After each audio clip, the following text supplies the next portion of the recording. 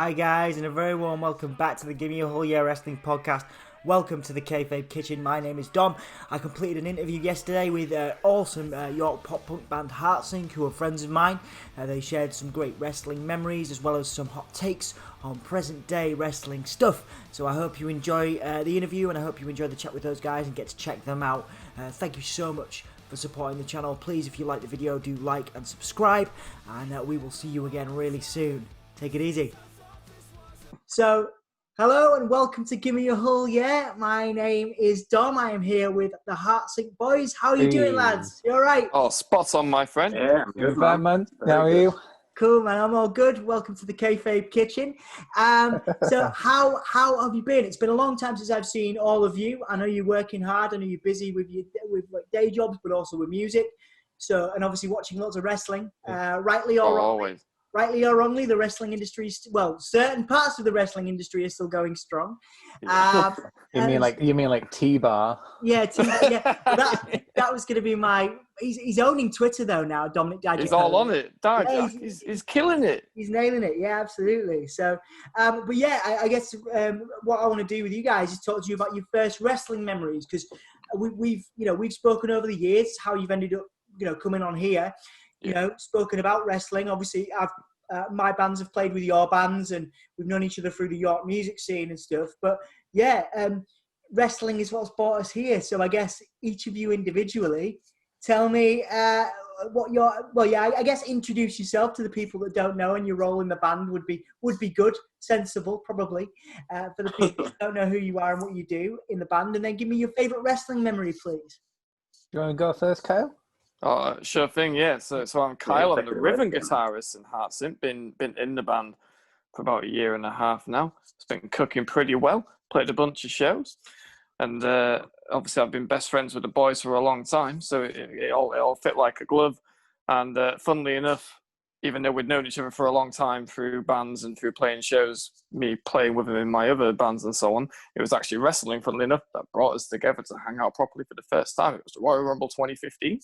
And I was hosting it at my house with a couple of pals. I said to another mate who knew Zach and Jake, I was like, do you know anyone else who I could invite? Any mutual friends of ours who might like wrestling? He was like, Zach and Jake like wrestling? I didn't know that. I was like, do they? All right. But yeah, they're cool guys. We'll invite them too. And they came along, and we've been watching shows together and bonding over it ever since. That was the AJ Styles one, wasn't it? That was the one where AJ debuted, made the surprise debut. That was the first time. Oh, that was beautiful, man. Yeah, man. Great. I was actually watching it because I was in America at the time. I was working in Boston, and I remember I had my mate who never watched wrestling, and I made him watch because you got a vibe that something massive was going to happen. And I remember, it was rumored and everything. Yeah. He got into wrestling. He got into wrestling after watching that pay-per-view. It was only because it was kind of like a novelty to him, because I was just over there like, I can watch wrestling at a normal time. I don't. Oh yeah. I did that. And I was getting really excited, and he was just like, what's all the fuss about? And then when AJ debuted, I was like, AJ Styles! Yeah! AJ Styles!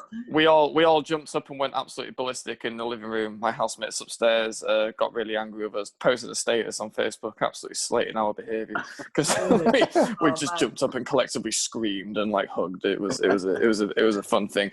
I know what you mean though, because I actually watched WrestleMania 29 in Toronto. At a normal time. Only show I've seen at a normal time. It was nice while it lasted before I came back to the 1 a.m. shows. So all right, favorite wrestling memory. So we've discussed before, and I'm gonna leave. I have a top two, but I'm gonna leave one of them to Zach because he mentioned that was one of his. I was like, cool, you take that one. I'll take this other one. So the other one in my top two, and I can't really order them. They're both like neck and neck. Is CM Punk, John Cena, Money in the Bank 2011. I know that storyline back to front. Yeah. I think I've watched that match. I would say I've watched that match, and then the other match from the other one, which Zach will cover more than. Those are the ones I always go back to. I literally watched it like 3 or 4 days ago. I'll go back to it like every few weeks. Like I love it that much. Because and it's funny because I was actually in America at the time when all that was going on, and I wasn't really paying attention to it because I was busy with I was traveling. And it's funny because there was a guy at the camp who came over to me one day. He was like, "You like wrestling, don't you?" I was like, "Yeah." And he was like, "Have you heard about this?" It was right after the pipe bomb, and he was like, "Have you heard about the CM Punk thing?" I was like, "No, why? What's happened?" I had no idea. He goes, "Oh, Punk came out of Raw and just went ballistic. Like, he said all this stuff, and it was all unscripted. He thought it was unscripted. Obviously, it wasn't. It wasn't. But it's a work shoot, isn't it? Yeah. He was like, he went off on Vincent, and I was like, oh, so right, okay, I'll look into it. Thanks. Looked into it. Everything had blown up. This is like the day after it happened or whatever. I was like, So I then started to pay attention to it. I ended up seeing it and everything. And the thing for me was that, Punk, there's so many reasons why it's my favorite memory. I'll just cover it real quick, because when Punk came in, I knew who he was. I read about him getting signed online. I didn't know who he was at that point, but I paid attention to it because it said he was like a really big deal on the indies and he'd been in Ring of Honor. And I was like, oh, okay. And it was saying how like he's like a really big deal and he's like an internet darling and look out for him and so on. And then I was like, oh, okay, I'll keep my eye out for him. And then like a year and a half went by and nothing, because he was in WWE, right? So I just kind of forgot about him. I kind of knew he was there somewhere, but nothing had really come of it. And then he debuts in ECW in 06. And I remember vividly his debut. He has a little promo where he's like, I'm CM Punk. He kind of explains who he is and what he's about. I'm straight edge. Was that ECW? ECW. Yeah. He kind of comes on and goes, my addiction is wrestling and all that, because I don't do drugs and all this shit. And I think he came out and beat Just Incredible or something like that. And he came out to Kill Switch, and I was just like, this guy is sick. Yeah. And it's funny because 2006, we're all in our little emo phase, and I had never seen a wrestler that was from that kind of punk area of culture, right? Because he'd always had guys like Cena and Batista, who as much as I liked all the wrestlers who had come along up to that point, I didn't really relate to any of them, like personality-wise, because none of them were in any way similar to me. They were all just these huge people, and none of them were like in any way similar to me. So I enjoyed it and I latched on to people, but it wasn't really the same. But Punk comes out to Kill Switch, and straight away I was like, ooh, this guy's different. This guy's got something special. I can relate to this because we clearly have similar vibes, similar interests. Oh, okay. So he stuck out to me straight away, and he quickly became my favorite who was there at the time. And I followed him through ECW. He wins the ECW title against Morrison. I remember that. That was a kick-ass match. That was a really big moment, right? And then, and I'm just like willing him, like, come on, put him on Raw, put him on SmackDown, like, take him to the top. This guy's got it. And then they put him on Raw. He wins the Money in the Bank. I remember the cash-in on Edge, where he wins the World Heavyweight title for the first time. I went ballistic at that in the living room. Wrestlers you can relate to the most, to Edge. Exactly. So he goes on from there, right? But I remember he won the world title, and I was like, great, they've actually done it. He's actually got there. I didn't expect this would happen. And then obviously it all kind of goes to pot, right? He drops it, and then he wins it again, but he drops it, and then he kind of goes right into the middle of the card, and he kind of languishes in that sort of a mid-card position for like 5 years, right? And it's like, he's doing everything right. He's doing quality work, but he's just never pushed to that main event spot. And it was just so frustrating. And it's weird because I feel like I went on that journey with him almost. I followed him all the way along. And we've learned subsequently, I mean, even at the pipe bomb, how frustrated he was and how he's like, I've done everything possible. I've done everything right. I've knocked it out the park. I've done everything. I've made gold out of everything they've given me, and they just don't care. They just don't see me. Vince just doesn't see me in that light. Mm-hmm. And it was like, bollocks to this, I'm just going to leave. Like, I don't need this. I'll go somewhere else and become a huge star. So obviously the fact as well that like all these scenarios came together. We were talking about this earlier in the day, coincidentally, like the fact that his contract's legitimately up. Like, it was actually a week before Money in the Bank. They did a 1 week extension just to get him to the pay-per-view. It actually expired at midnight. Money in the Bank, that's legit. The fact that the pay-per-view happened to be in Chicago, which was a complete coincidence because they booked the shows like a year in advance, right? So like all these stars just aligned at the same time. And Zach said to me earlier, it's like, how come they haven't done another story like that? It's like, because you can't get all these things to combine, these like real life things, and then combine that with like the real life frustration of his booking and his positioning for years and years and years. And I felt that frustration like in real time for the amount of time that he did, right? Yeah. And then he comes out, does the pipe bomb. It's like, oh yeah, this is they've got something here. It was magical. Holy hell, yeah, like my opinion, best promo of all time. And then of course we're just off to the races.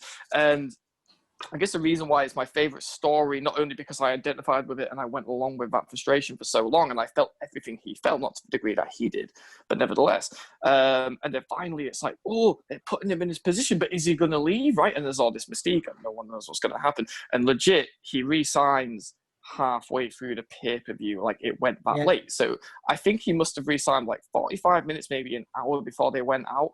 And there was so much mystery attached to it because legitimately not... Like any wrestling match, any big match on a pay-per-view, you can pretty much predict which way it's going to go. It's either going to go like 2 or 3 ways, right? Yeah. And because you can usually charter, this guy will probably win, and then they'll feud with this guy. This guy will feud this guy. This guy will go into this, and this guy. You can kind of map it out because we're so used to like the patterns of wrestling, right? That we can kind of map out what's going to happen. The 50-50 booking. There's usually like 2 or 3 outcomes, and each one isn't usually but all that exciting, right? Like, like Clash of Champions is tonight, right? Randy could win from Drew, and then he'll go and feud with maybe Keith Lee or whatever. You know what I mean? Like there's all these scenarios that you can figure out pretty easily. But with the Punk one, it was just like no one knew what was going to happen because it's like, is he leaving? Is he staying? It's like Cena could just beat him and Punk leaves. Punk could win and leave. He could win and stay. They could do a non-finish. They could just do a DQ, right? Or a count-out or an interference spot. There was just a myriad of different options and no one had any clue. And what I found with it, and even to present day, it was 9 years ago now, there's never been a match or a situation that I've been that invested in because there was just legitimately no way to call it at all. Yeah. Like, it just, no one had any clue. And nothing got leaked. Nothing got leaked ahead of time. The journalists didn't know. No one knew. Like everyone was just completely in the dark. So you finally get to this match. It's got all the eyes on it in the world. Like it really brought back a lot of Lats fans. I've actually heard that. I've listened to podcasts of wrestling fans who stopped watching around like DLI and Sarah or whatever. When everything kind of fell apart after the Attitude Era, and it was literally that pulled them back in because they heard about it and they got into it, whatever, and they've watched ever since. So you get to the match. And you've got all this hoopla about it, like what's going to happen? Is it going to knock it out the park? Is it going to be terrible? And they knock it out the fucking park, right? Of course. Like the Chicago, just all of it. The Chicago crowd, the presentation, even the hype videos were immaculately done. I don't think I can ever recall a crowd reaction like that to one particular person. Like it was almost mythical, the reception that he gets, right? It's just insane. And then, Cena's received like he was at One Night Stand when he's against Van Damme, right? He gets booted out the building. And one thing I've also heard, this is interesting to point out, no one could have made that moment with Punk than Cena. Because if it was Punk against, like, I don't know, Randy Orton, it doesn't work. It's not the same. You don't have that same hatred. You don't have that same... Because a key part of the story is that Punk's been held down for so long, while guys like Cena specifically have been, burying everyone and all that shit. He gets a shovel out and he destroys the Nexus. So then the Nexus, ironically, is given to Punk to kind of salvage and put on his shoulders, and like it just doesn't work, etc., etc. So like it wouldn't have worked with anyone but Cena, and Cena should not be underplayed. Like he played his part so. He's amazing. He's amazing. One of the greatest of all time. Absolutely, no two ways. But that wouldn't have worked with anyone but Cena, because Cena was like the antithesis to Punk. He was the polar opposite of Punk. He was like, the Austin to his Rock or whatever. Of course. Because he was the thing that Punk was rebelling against. He was Vince's boy, and Vince never gave him a fair shake because he gives all the shakes to Cena and to Orton and so on. And so anyway, so you have the match. It's the second match in history to get a 5-star rating from Dave Meltzer, right? Which, is only subjective, but still, it's a big thing. It was only the second match after the 97 Hell in a Cell to get that rating. They knock it out the park. It's an absolute classic. If you watch the crowd throughout, the crowd is standing up for the entire match. Seriously, if you watch it back, they are stood up the entire match. I've seen videos of the match from the crowd. Yeah. And everyone's just on their feet. Like they know how big this is. And they know that it can finish at any time, and they don't know what's going to happen. Like everyone was that invested in it. I've never seen that before or since, ever. And of course, the finish could not have been more perfectly done, right? He hits the go to sleep. He immediately rolls out the ring. It's so good. It's so well laid out. Vince and Laurinaitis come down. This is the finish. So you kind of had the moment of, oh, yeah, like it's now, right here it is. Yeah. And they do the thing with the STF, and they try to do the screw job. Cena punches out Laurinaitis, has a go at Vince, like, we're not doing it like that. He jumps in, GTS, done. Right, just bang. And then you have that moment that like celebrate. It's like a 93rd minute winning goal, isn't it? It's like the World Cup winning goal. Of course, like, oh my God, it actually happened. They actually did it. Whoa, right, he wins the title. It's like all that tension.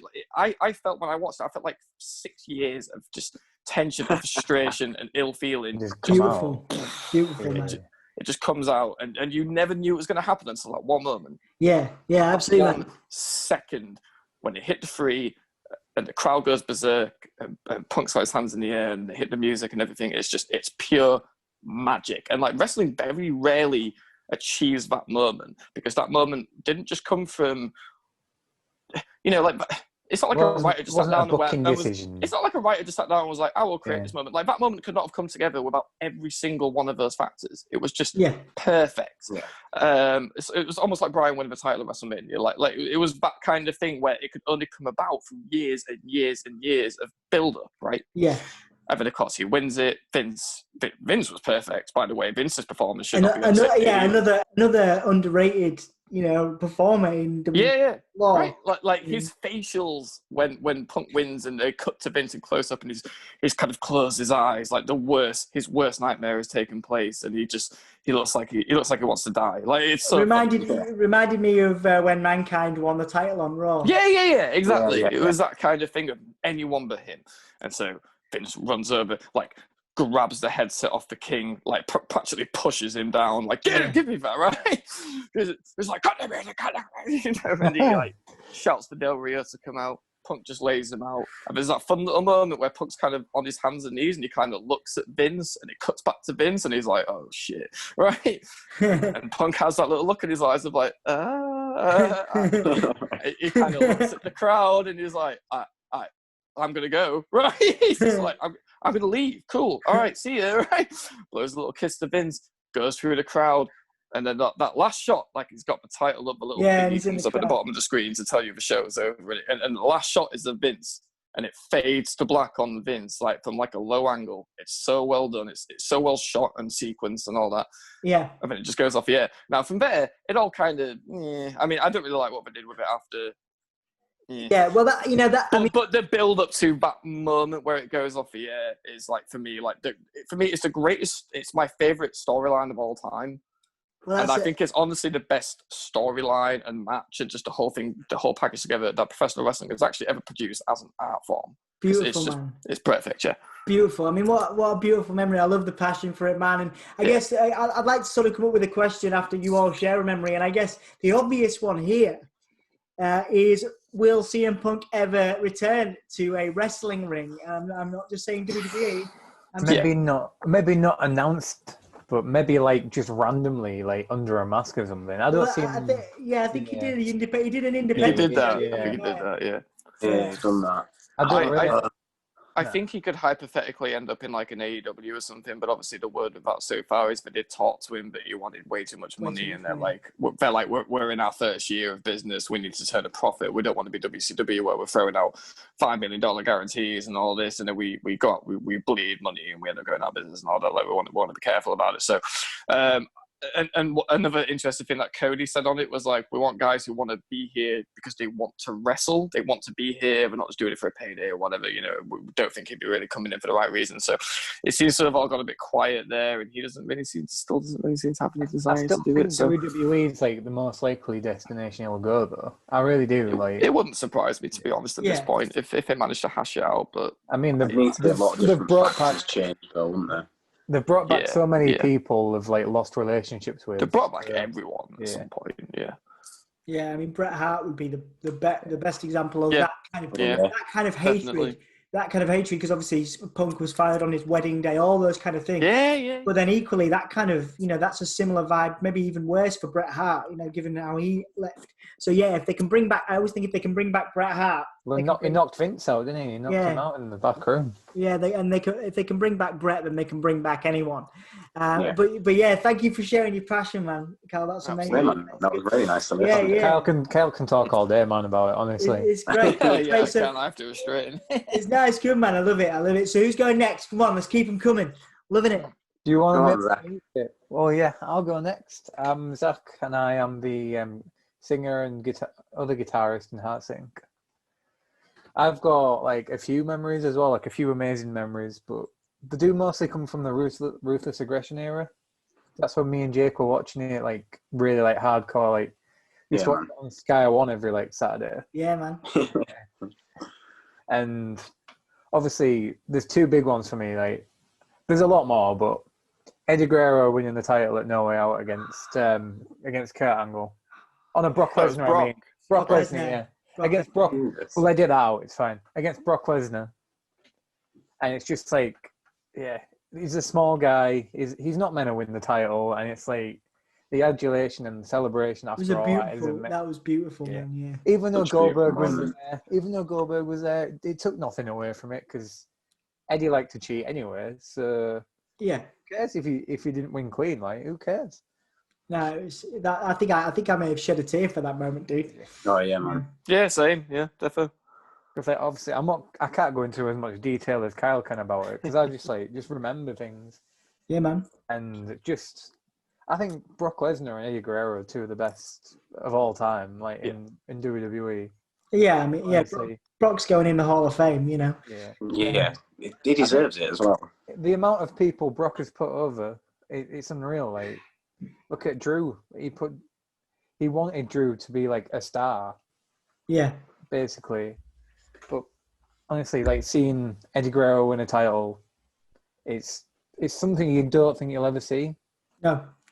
Because they're not meant to win the title. People who are that small aren't meant to win it. But yeah. I think it started something quite special with like Rey Mysterio won it after that. Yeah. That's true. You had Daniel Bryan. I think it paved the way for guys like Daniel Bryan. It set like a new precedent, didn't it, for like the smaller guys that they can do this, they can go on and I think it might have been Eddie Guerrero that did that for them. You know what I mean? People obviously talk about Rey and Rey Mysterio, but I think it was Eddie that kind of first made Vince kind of think there was more to the kind of cruiserweight, that kind of light heavyweight. Broke the mold.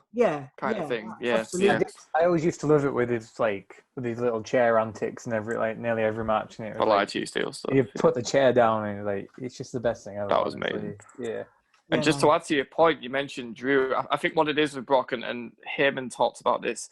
Someone said to Heyman, like, Brock never loses. And he was like, yeah, because on the rare occasion that he does, it means something. Yeah. And I think with Drew, with Eddie, etc.,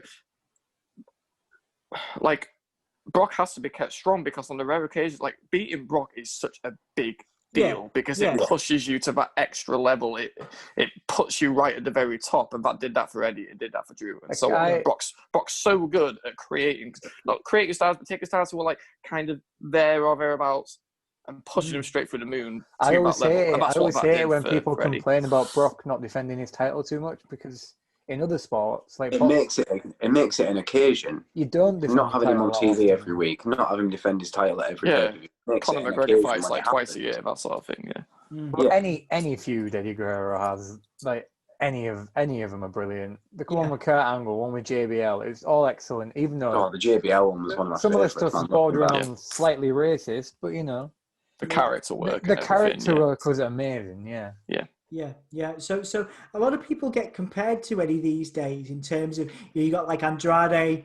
One example there. Who do you think channels Eddie Guerrero and the vibe of Guerrero the most? Obviously, Sasha Banks has done plenty of tributes to Eddie in the past. Who would be, Zach, your kind of new era Eddie Guerrero type? I think they all do, but I think maybe Angel Garza. Yeah, man. To be fair, the character, the most Eddie I've seen. I think, have you seen the work of Sammy Guevara?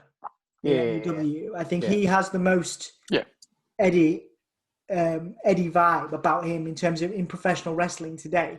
I think his vibe is very much, early Eddie Guerrero. Yeah. But yeah, I do love that. I love the passion for Eddie, man. I got a lot of respect and love for. Also, my other like big moment was Yeah. my best memory was the Edge and Matt Hardy feud, which was when I was a kid. That was like the best thing ever. Oh, the love triangle. Yeah, the love triangle. Yeah, I love that. That was Yeah. Still entertaining. Like with the whole CM Punk thing, they're bringing the stuff from the real world into the wrestling, which is always the best way. Even though it's hard to do, but it puts that. So it's a little bit messed up, but yeah, obviously they had to okay all that stuff before. So when you think about it like that, it's quite messed up, really. When you, but yeah, it was all dynamic because the fans wanted Matt back, and then WWE actually went with the fans. It didn't matter if the matches were bad because the story was just excellent. Like the whole way through, the story was brilliant. It was easy to invest in because it was so interesting. Matt called in, didn't he, when Lita was on an online show? Was it Bite This? Bite This, I believe. Yeah. And like completely going off at her, like being like, "Oh, why you do this with Adam?" Yeah, I feel like the only person who lost out there was Lita, like IRL. Like, bless her. She hated it. She hated every second of it, and then she never really recovered from that. If you look at it, she left a little, like maybe a year later. She kind of petered out and just kind of left. Yeah, but I think it took a lot out of everyone, that storyline. You know. Yeah, definitely. But it's a very WWE thing to do. They did it with Goldust too. They did it with Dustin and Terry Runnels, like in the 90s. Real life stuff, and they brought it to TV, and I think that's fine to a point. But yeah, it can really, you've got to be a really strong character. I mean, of course. Since we're bringing the whole love child angle back with Mysterio, so yeah, of course. Yeah, they did it on Raw, didn't they? And Ray was just like, "What are we doing this for again? This was like 20 years ago or something." Ridiculous. But yeah, so I guess a question to respond to from that would be, you know, do you think I've debated this quite a lot with people? Do you think Matt Hardy ever deserved a world title run? He had an ECW run, of course.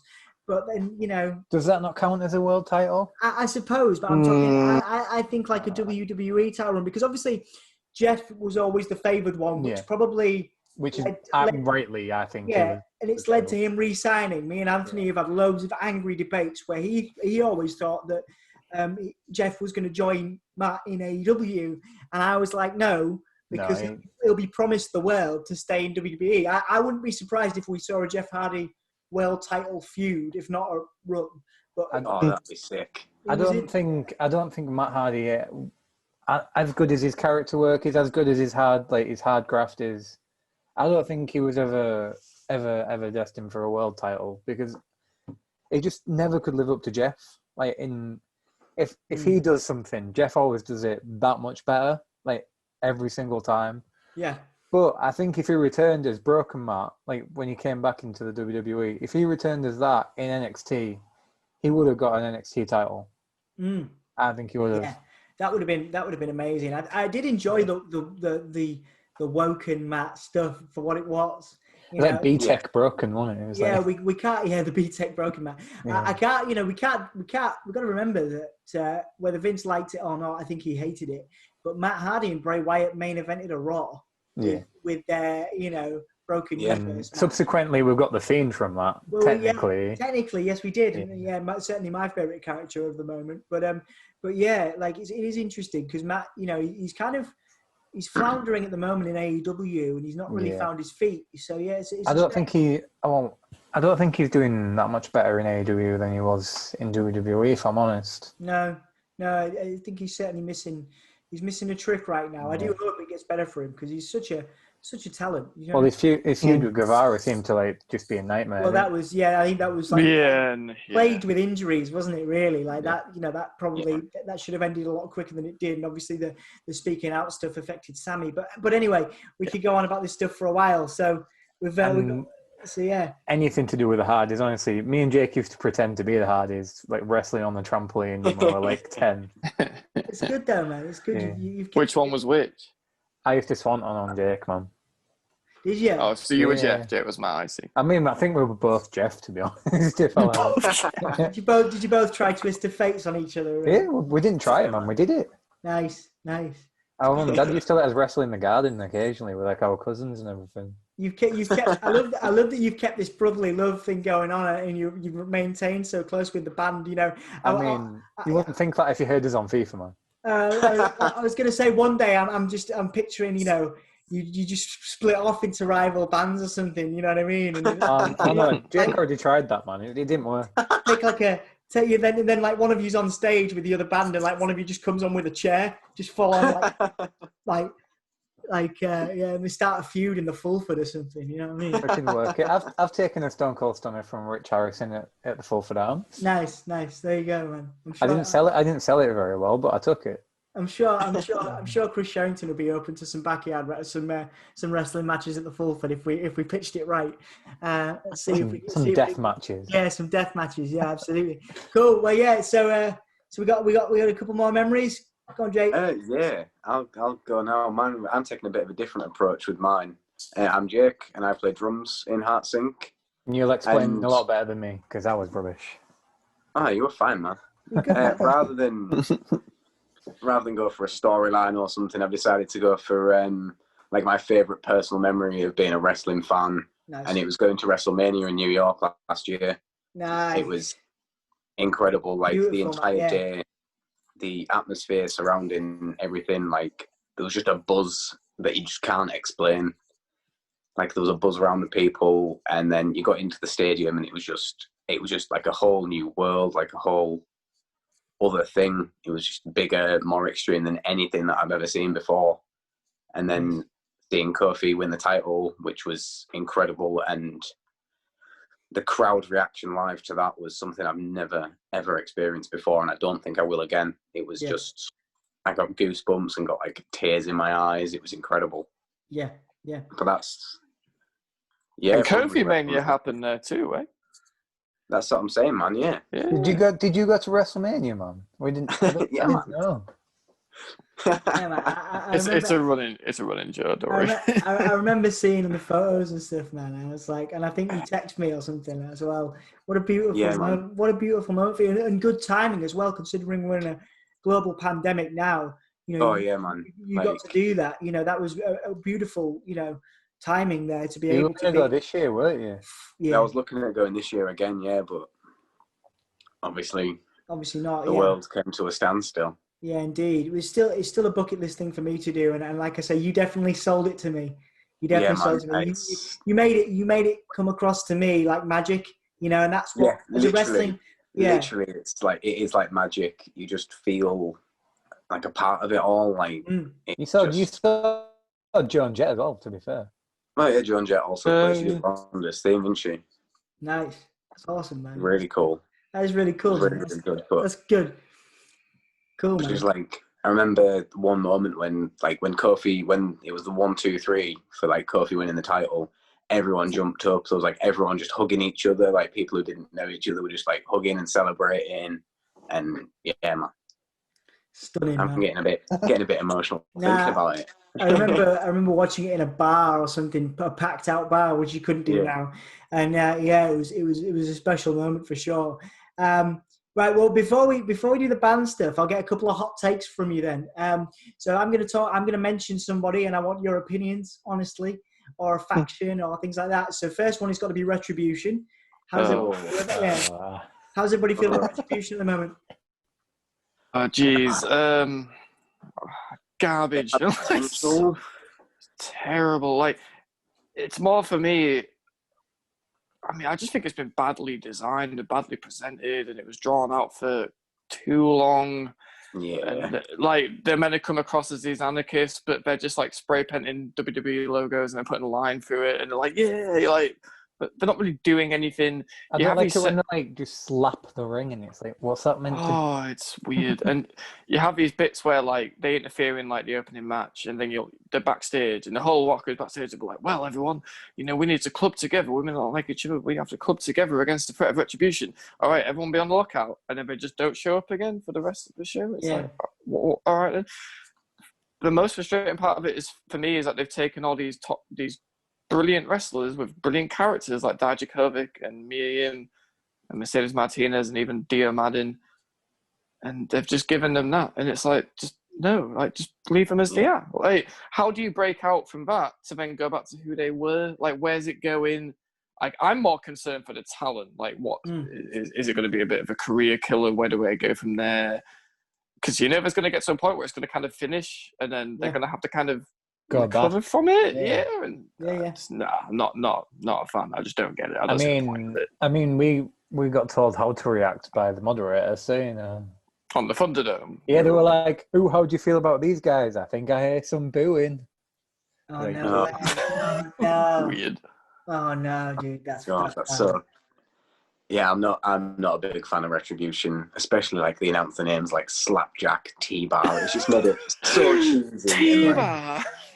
I know. It has the potential to be something like threatening, like the Shield were, like Nexus were, but they've just executed it so poorly. The masks are also awful. Like budget Bane. B-Tech Bane. Yeah, B-Tech Bane. Yeah. It's like Bane with Predator. Like yeah. Like Mortal Kombat members. Yeah. Mortal Kombat. Yeah, man. Yeah, man. Absolutely. All right, then. Okay, so I'll do two more. I could do this for ages, but we got to talk about the band. So the second one is The Fiend, Bray Wyatt. Oh man, you know, big fan. you know my opinion, man. Massive fan. Well, we were going to talk. Funnily enough, we put this on our list, didn't we? A favourite moments, SummerSlam, which we all watched together in Zach's shed. In Zach's shed, we were all there. It was just the three of us, and I remember like it came on, and we all turned the lights off because we wanted to see the entrance. Right, like we all. It was one of those moments where we're all like, okay, this could be brilliant. This could be kind of okay. This could be garbage. And it was just crushed it. Yeah. We wanted the mystique of it in like the darkness. We turned it up a bit. We just listened to it. We were like, we're getting. We were just in stunned silence. Presentation. Code Orange as well doing the theme. It's like, such a good. We were literally like sat there for like 10 or 20 minutes after, just not talking. I've watched that. Take it all in. I've watched that so many times, man. And they've managed to. It's a difference of opinion I have with Anthony, my co-host, and a lot of other people. But I think it's been maintained pretty well, with exception to the Goldberg thing. I didn't even think the Hell in the Cell with Rollins was that bad. Do you know what I mean? It was just a finish. Like, it wasn't. You know, it wasn't as bad as people made out. I think what they're doing with Alexa is pretty like decent. Oh, yeah. But I love how you just went like, oh yeah, oh yeah, Alexa, yeah. Yeah. Just did you see SmackDown the other week with all the hair up everywhere? Yeah.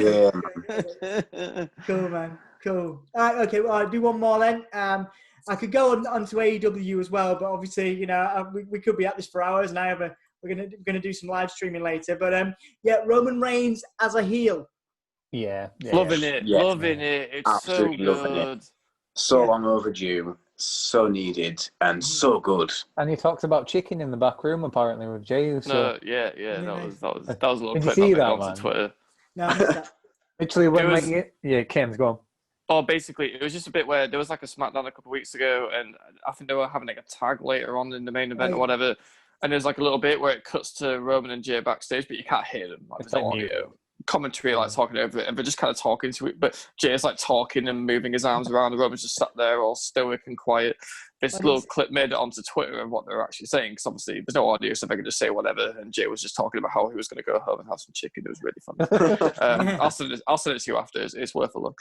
I think the fact that they've put him and with him so Roman can just stand there looking like a badass while him and but he's still doing the talking though. Explains. He does, but you know what I mean. I think it adds that mystique to him. He just kind of stands there. He shows up when he wants, does what show up and win. And all that. Yeah. While Heyman sort of explains his motives and all that stuff.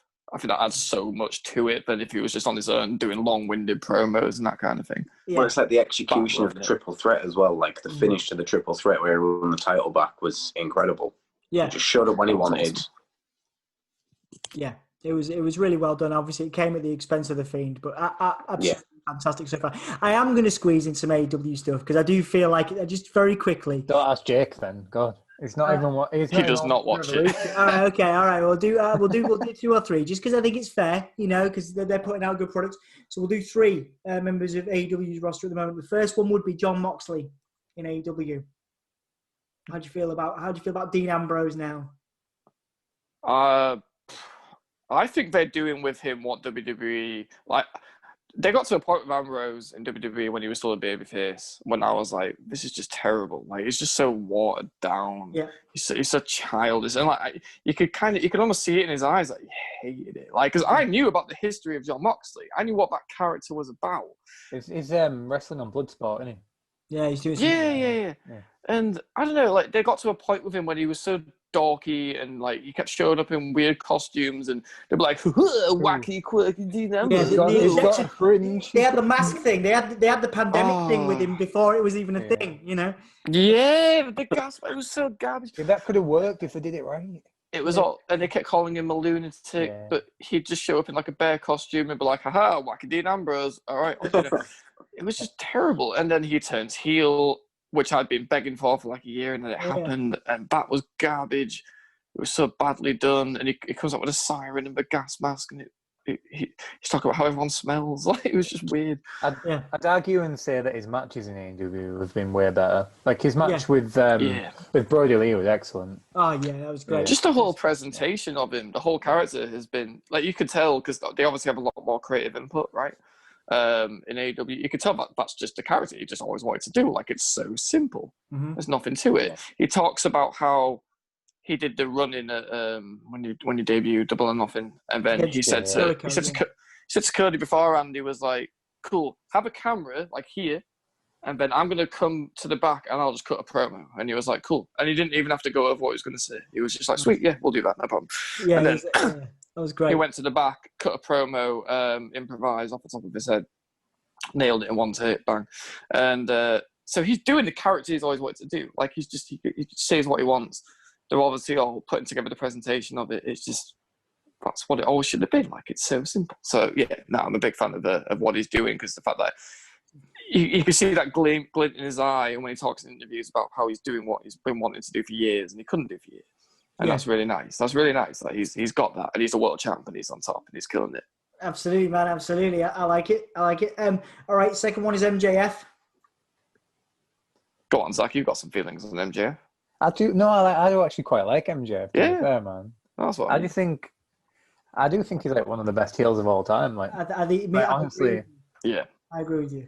Like, as a pure heel, even on like his Twitter and everything, he doesn't stop, does he? He doesn't always break kayfabe ever. It's when he told that child to fuck off at like a con or something. That was outstanding, and it made like TMZ. And then he finally replied to it after a few days, and he was just like, "Fuck that kid." I don't even think he needs to be good in ring either. I think he is. I think he is as well. Really solid, like old school kind of style. Like, I'm not a fan of Wardlow, but I do like. I like Wardlow. I just don't get it. I just don't like him. He's a heater. He's just a natural heater. He's just a muscle. It's his name, okay. It's his name. It's better. Still better than Slapjack. Yeah, that's true. I mean, it sounds very similar. It's true. All right. It's very much like that old school, like kind of Ric Flair. Yes, very much so. Very much so. You don't see it's someone with that skill and that class. Yes. Of Ric Flair. It is very Ric Flair. Who understands their character to that degree and can perform it to that degree. It's like a spicy Miz. Spicy Miz. Spicy Miz. I like it. I like it. I'll use that. I'm going to use that in the future, actually, when the Miz on the spicy. Yeah, like when MJF comes on, Spicy Miz. Thanks, man. Yeah. I'm taking that. All right, one more before we talk about music is Darby Allin. Oh, he's excellent. He is excellent. I'm a fan of Darby. Yeah, I feel like he could. My only concern with him is like he could end up having quite a short career because he's very reckless. He does a lot of dangerous stuff, and sometimes it's like you didn't need to do that extra spot. It's fine. You're already over. Sometimes I feel like AEW's wellness policy isn't as good as WWE's. Which is weird when you No, for like the safety of the wrestlers when they're like sure they're just letting get slammed on. They obviously save them for themselves sometimes. Yeah. No, I'm a big fan of his presentation. He's another guy who just gets his character.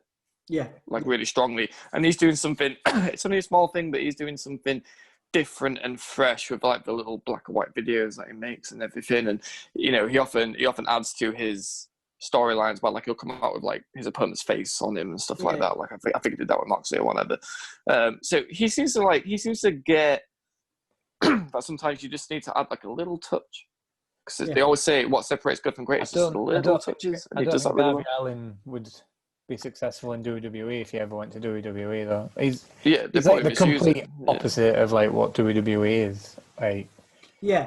He'd probably be on 205 Live. Or well, that's what he said. That's the reason he had an offer from WWE, but he said that he was going to be on 205 Live, and he didn't want to. You know what I mean? But yeah, so yeah, thanks guys for the hot takes, and thanks for your memories and sharing that with me. So the last section of this is, of course, to talk about the band.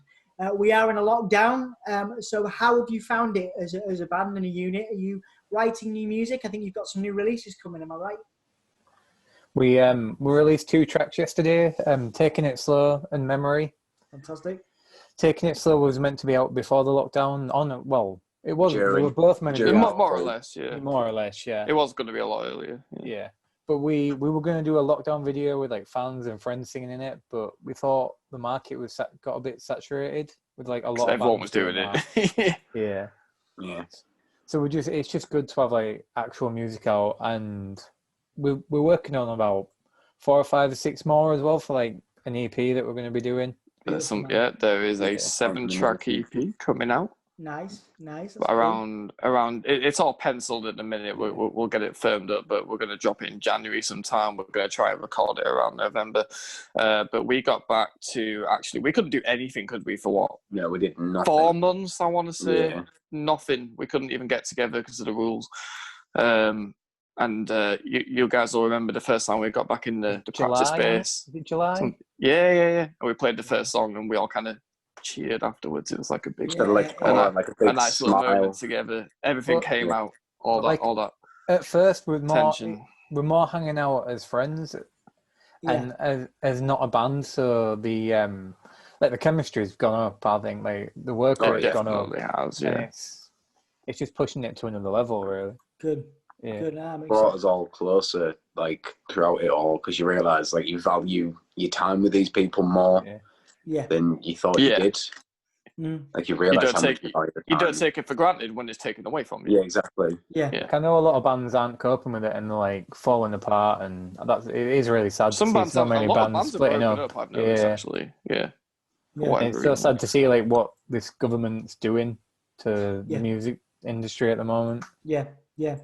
I know you've got a lot situation. You've got a lot of ties to music venues in York, haven't you? And obviously the music scene. So I mean, as an extension of that, then obviously, you've changed and developed a lot as a band. Obviously, you've been part of other bands. You've changed this band. Obviously, Heartsink was a relatively new what am I trying to say? Transformation, I guess, from One Way Street, which is how we all first met, was playing together. And I guess the question to all of you guys is, how have you all? It's a big question, I suppose, but how have you all changed and developed since the start of your musical careers, your individual musical careers, right up until this point? With Heartsink and in this, with this new material. I'd say like maturity and experience more than anything. Like. Yeah. As you get older, like your sound matures a lot more. It doesn't sound like you're writing like kiddie pop punk songs.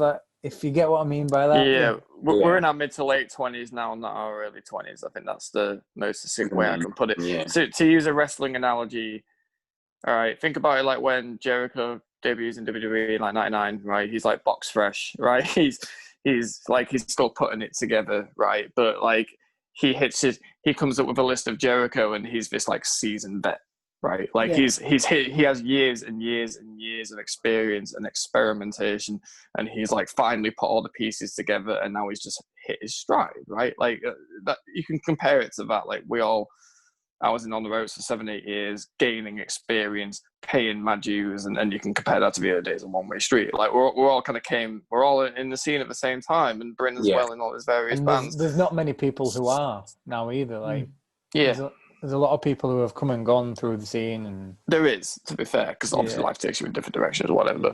But like we've all got a good. I've personally got like 7 or 8 years of solid full-time band experience behind me, as you guys have as well, even longer. I mean, I know you guys have been doing One Way Street for even longer than that. So I think we're at that point now where we're all really kind of polished, right? as like individual musicians and then as a collective, because you have that camaraderie and you have that dynamic in the group, and we're just kind of firing on all cylinders, right? It's like when a band does like the first few albums and they're kind of finding their feet and they're kind of trying out different stuff and they're trying to change it up, and a lot of the time I think they're trying to prove to others, right? Right now we're just sorry, because Kyle. we've all no, you're right. We don't feel like we need to prove anything to anyone. Yeah. We're doing it for ourselves. We're making the music that we want to make. We're not bothered about how it comes across or how it's received. That's not our first thought, or I think it is for the first few years. Yeah. Okay. You're just doing it to have fun with your friends, and have like a journey with your friends. Yeah. Okay. Well, because enjoy it. Yeah, absolutely. Well, I guess that's one of my final questions is obviously, how do you guys define success? Because you've had a lot of playlist success. People have picked up your music.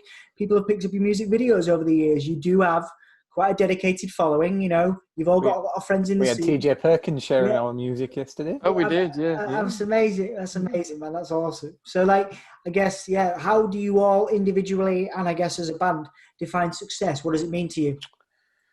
I'll let you go first, Kyle. Oh, sure. I mean, for me, I don't know. Okay, here's the best way I can put it, because you put your releases out, they get streaming hits, like you said, they get attention, they get radio play, they get whatever. You can measure all these metrics and all that stuff. You can put all those numbers together. For me, the best measure of success I've always found is when you put together a big show, a headliner, usually like an EP launch or something, some sort of big headliner you've been putting together for a while, putting yourself right at the top of the bill, and it's up to you to draw, right? All the pressure's on you, and you work your ass off, and you rehearse, and you write and release all this new material, and you promote it, and you do everything you can to get as many people through the door. And then, you get there on the night, you have no idea how it's going to do.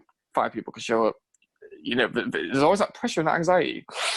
Yeah, tell me about it. And for me, the big measure of success when what it means is when you finally get to that point and it's packed out.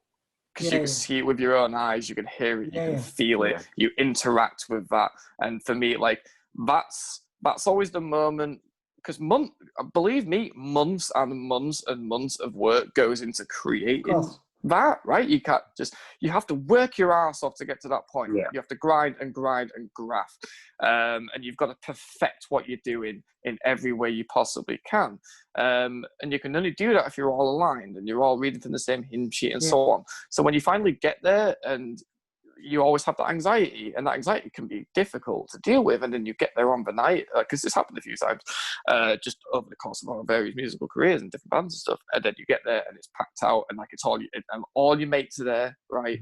And all your families are there, and everyone's there's just a really beautiful atmosphere, and everyone's vibing, and everyone's hanging out because everyone knows each other. You literally can't move without talking to someone that you know. That's when you're constantly being peppered, which is always nice. There's always someone like, hey, how's it going and stuff, and then you get up and you play, and it's just packed, and everyone knows the songs because they're all your friends and the family and stuff, and they're all the people who give a shit, right? And not only about the band, but as you as human beings, and they're here to support you. Rich Harris is always at the front going nuts, doing windmilling and doing human pyramids and all the rest of it. And you have that moment, and you do the whole set, and it's just a big success, and it vibes, and everyone's singing along, and everyone cares. For me, that's when you know that this has been worth it. The months and months of work and effort and all of it, that's when it finally pays off. That's what it means to me individually. Those are always the best moments. I felt like that with Starting Over a little bit when that was out, because it just felt completely at another level compared to anything we've released before. Yeah, that was a big success, man. Yeah, it felt different to everything else that we've released. The reaction we got from it really blew up. Yeah. Massive, nice. You got anything to add, Jake? I've let you be super quiet. I haven't put the pressure on you, man. So he's like our Travis Barker. He doesn't talk. Well, I think we've got to maintain his mystique for his reputation, right? With his sexy bony knees. Oh yeah, I've seen those knees a few times. Yeah, go. Sorry, man, I interrupted you. Go on. That's all right. I think Kyle summed it up pretty well. just the sense of playing a show and seeing people just enjoying what you're doing as much as you're enjoying doing it, for me, is nothing replaces that feeling. Like nothing can replicate that feeling. Nothing comes close to that feeling of knowing, even if it's like 2 people or like 20 people or 200 people, it doesn't matter as long as someone enjoys it. For me, that's perfect. We've played shows before where there's like 10, 15 people who really enjoy it. Or we've played like shows with like 50 people there, just dead. They don't care. Yeah. It's completely different. Don't give a shit. Yeah, that's happened to me. Yeah. Like the atmosphere is completely different. Even if it's like 2 or 3 people coming up to you after a show, being like, "Oh, can we?" You really enjoyed it, like just talking to you. I do. I love it. I love and miss those moments a lot, actually. Yeah, it's good times, man. Good times. We've had some good moments together, actually. I'm quite grateful. Oh yeah, absolutely, man. Yeah. Haven't we just? Quite grateful for those. Well, okay, man. Well, I'll finish off. I don't want to start an argument with this last question, but I've got to ask it. Go back to wrestling. If you could rip out if you could soundtrack any wrestler with your music, who would it be and why? I'll go first. I'll say Seth Rollins. Nice. That's a good choice, yeah. Because I believe that this like emo pop punk kind of stuff suits him the most. Yeah. Like He genuinely likes that music, though. Like, exactly. Time, Because I know it was in a Trophy Eyes video, wasn't he? Yeah, he was. Yeah. I just think that'd suit him to a T, and I don't think there's anyone else on the main roster that it'd suit as much as Seth Rollins. Cool. Like it. Yeah, maybe Gargano a little bit on the next. Gargano. To be fair, that's a good shout. I've always thought Gargano for you guys, actually. Yeah, that'd be good. Really good shout.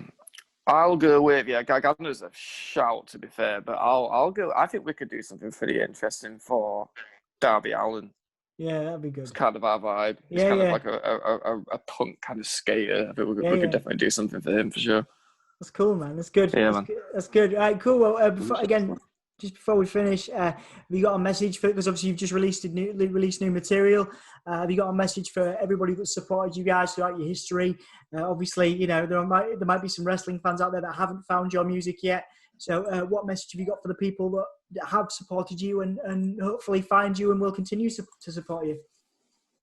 Thank you for keeping supporting us and listening to our music and hitting us up on Facebook, Instagram, and everything like that. And obviously, coming to our shows means more to us than anything at the moment. Well, not at the moment, but not at the moment. Before, but a listen on Spotify and a stream means as much as a show right now. But we appreciate every single person who's ever even thought about listening to us. Never mind even like that's it. Like everyone who's listened to us, everyone who's ever listened to us, everyone who's not listened to us yet but may listen to us, it really does mean a lot. Like also much to all like the promoters and venues and things like that have taken a chance on us. Yeah. And Big Al for driving us everywhere.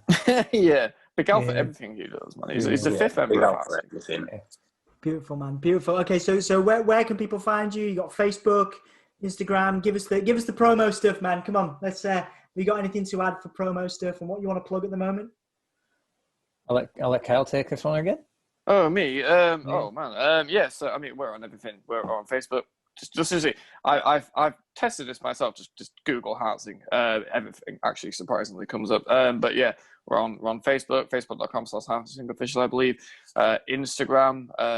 Zach, I don't know what the Instagram handle is. What is it? Is it Heartsink official? Heartsink official, yeah. Thank you. On Twitter is Heartsink Band. Twitter, Heartsink Band.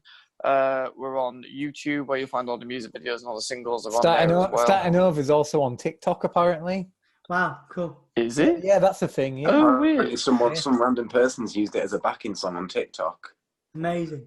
Good. Oh, I didn't know that. But yeah, I mean, we're on all the streaming platforms, iTunes, Spotify, etc. Just dropped the double single, Taking It Slow Memory yesterday, which followed Starting Over. So there's at least 5 singles that are on iTunes, Spotify right now, and then the 7-track EP is going to be out in January. So you're going to want to follow all these pages now before the big boy comes in Jan, because believe me, we all know exactly what tracks are all going to be on there, you guys. Oh, And yeah. it's gonna We're be all good. very, It's very gonna be excited. good. So you want to get all this stuff locked in now, get it all on your playlist and everything, so that you're there for the big day.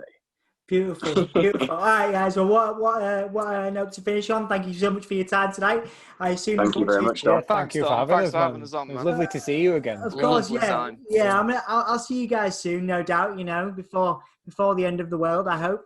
So yeah, we'll catch you guys around. All right, and thank you so much. And yeah, we'll see you soon.